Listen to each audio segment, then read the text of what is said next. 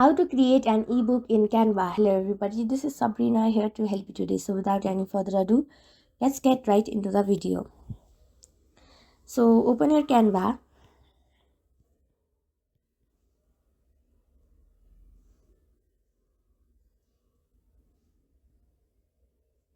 Then just go to templates and search for ebook.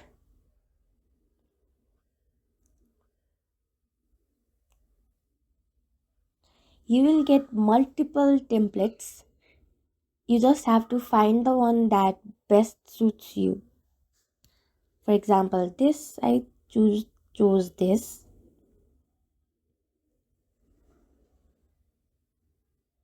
And now you can change it.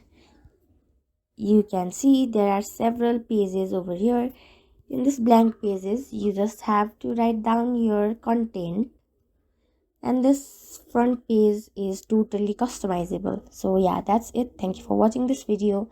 Make sure to like, share and subscribe to our YouTube channel. If you got any question, comment them down and I'll catch you in the next one.